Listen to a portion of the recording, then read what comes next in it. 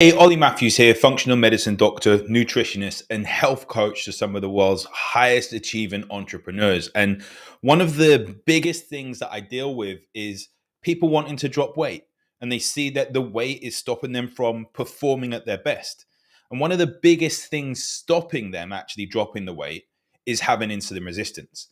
Now, insulin resistance is actually it's been shown that over 50% of the United States population is potentially suffering from some form of insulin resistance. And we could pretty certainly bring that to the whole Western world, that people following the standard American diet, the SAD diet, and that includes the UK as well, pretty certainly have a high chance of suffering from insulin resistance, especially if they have been through high levels of stress, struggling with sleep, and they're not feeling that great, brain fog and all these sorts of things.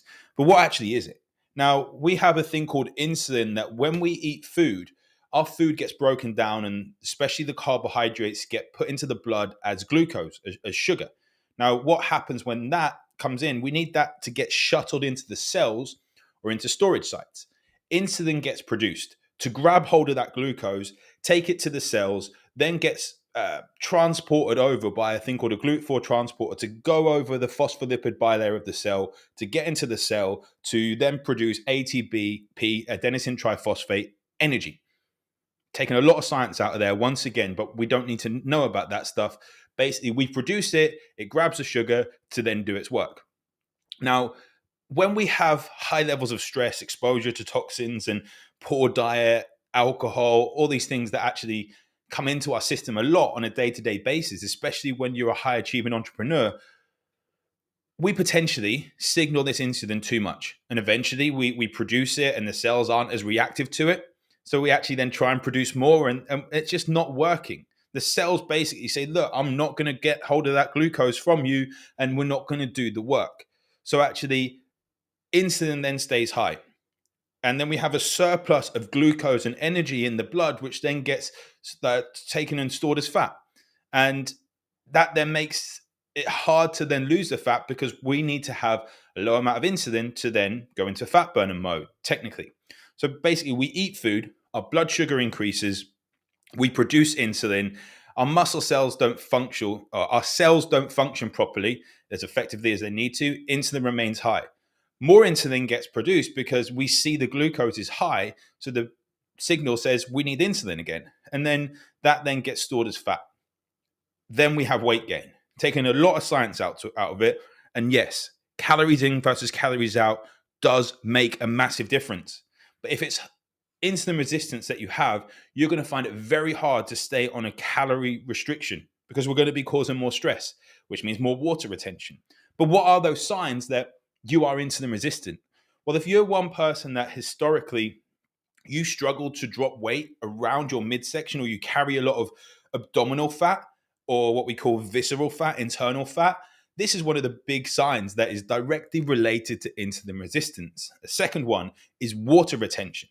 Because insulin is telling the kidneys to function effectively or ineffectively, whichever way around you look at it, insulin is going to say that we need to retain water and sodium. Therefore, you're going to have water retention around your ankles. You're going to have water retention around your thighs, your hips, maybe around your arms, around your lower belly, all these different things. We're going to see water retention. Then maybe you're one of these people that the third thing is that you get hungry after eating. You eat your meal and then you need another sweet treat to then finish it off. You just don't feel satiated and full up. Number 4, adding to that, is that you get sugar cravings. And you just constantly find that your body is wanting more and more sugar. And maybe you have a little dip of energy and you want more sugar. The 5th one is one people don't really look at. Maybe they have dark skin patches around like creases in their skin. This is a sign that you probably have some level of insulin resistance. And maybe it's that you struggle to lose weight as well, or you struggle with energy, or you struggle with sleep. Then there's a couple of ones where you always need to go to the toilet. You have a weak bladder, and it's not because you're getting older, it's potentially because of insulin resistance. And again, it's linked with kidney function as well. The same way as always being thirsty, being the 7th one. Then we have a look at hormone problems. First off, irregular menstrual cycle in women. and then looking at PCOS, polycystic ovarian system, like symptoms, like we literally have issues with hormones. And the same with men when we have testosterone issues. So estrogen will be high in men and then testosterone will be high in women. We don't need that in order to effectively balance our hormones. Then things like, I see a lot of people, and again, this isn't necessarily related to what people think is going on internally, having a lot of skin tags. If you've got a skin tag, I know people that have these like small elastic bands put on to cut off the blood flow. Great, we then get rid of them, but they come back because the skin tag is not the underlying thing that's going on there, it's the insulin resistance. Then the last one, the 10th one, is high blood sugar. Testing your blood sugar is not necessarily needed because we can see the symptoms of it and change our diet. But I recommend most clients test their blood sugar first thing in the morning, making sure it's 4.2 to 4.9. Or if you're in the US, 80 to 90, roughly as a guideline of a good place of where it is. And then it doesn't go too high after a meal or too low during the day. We want to keep it nice and steady.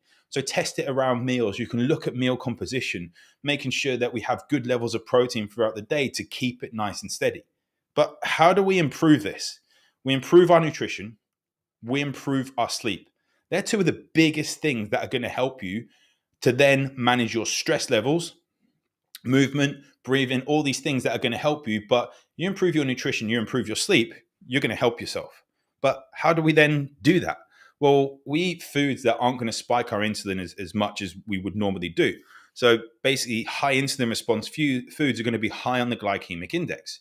Now, if we have them with other foods, proteins and fats, my clients get a guide called my glucose hacks, that if we have foods that are potentially going to spike us with protein and fats, it's not going to spike us as much.